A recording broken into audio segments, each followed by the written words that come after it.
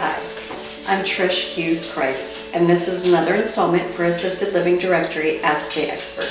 Today we're talking about how to get respite. It can be very difficult for a caregiver to care for their caree, do everything that's needed to keep them healthy and safe and happy, and still be able to take a break. And arranging respite is just one more thing to do, but you can do it. I'm going to give you a couple of tips. First, there's long-term care respite. We've got to think of respite in several different ways. The first way is long-term respite.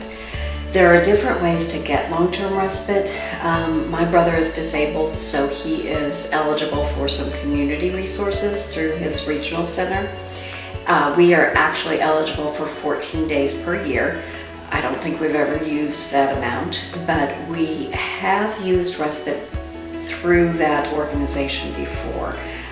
It's a little more difficult now because he needs a lot of care. So there are fewer homes available for his level of care. So it takes a little bit of extra legwork, visiting the homes, working with the social worker, figuring out if those homes are available. Another option is private pay.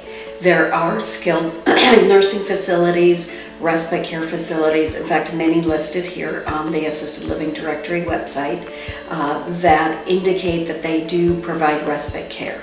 Look into that. Private pay is not for everybody, obviously, it's very expensive.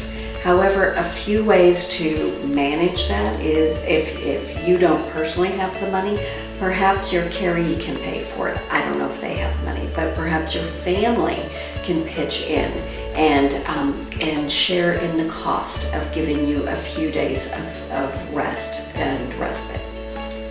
Think about be creative. Think about the different ways that you could possibly pay for that. You certainly deserve it, and it might be worth the extra work. The other long-term care option, actually there are two more. One, Medicare does pay for respite care if your person is in hospice care. So check into that. And a skilled nursing facility would be able to help you manage that and jump through those hoops and getting that approved. Also, Veterans Administration, they can be helpful. They provide respite care. If your caree is a veteran, check into those benefits. They may not always tell you. It may take a bit of extra work to get it, but it'll be worth it. So besides long-term care, what else can you do? You can create your own respite. Recently, my husband and I had a respite weekend all set up. We had the facility planned, everything. It fell through. Well, we were quite disappointed, but we decided to declare that weekend a respite weekend anyway, even though we had Robert with us.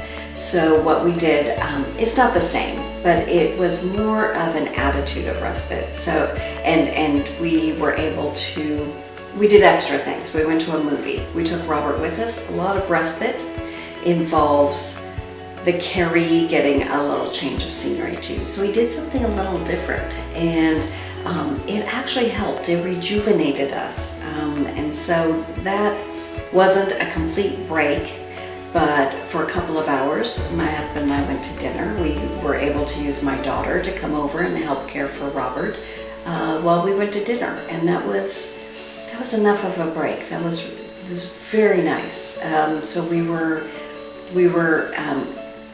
just we were being creative, and I want you to be creative too in creating your respite. You may not be able to leave. It depends on your own caree's level of care, or if they are sick. It can be, going through a short period of a cold or the flu or a stomach virus or something like that, and you just can't go through with your respite. What you can do is create your own respite oasis. And this is your own private area. I don't care if you live in a little tiny apartment or a giant house. You can have a room or a corner, but that space is your own, and I want you to declare it as your own. And go ahead and put, I don't know, do you like to read? Do you like to watch TV? Do you like to write? Maybe you like to do puzzles or paint. Think of something that you like to do. A caregiver that I know is a beautiful artist, and she paints these beautiful pictures. I'm not like that, but perhaps you have that. She created her own corner in her house. She has her paints, she has her easel, and she's able to go there, and that is her respite time. So that worked for her. Again, be creative, figure out how respite can work for you and the things that you can do to make respite work for you. I think that's it. A lot of it has to do with attitude and hard work. Good luck to you. You deserve to have a little bit of a break. I hope you get it. Thank you.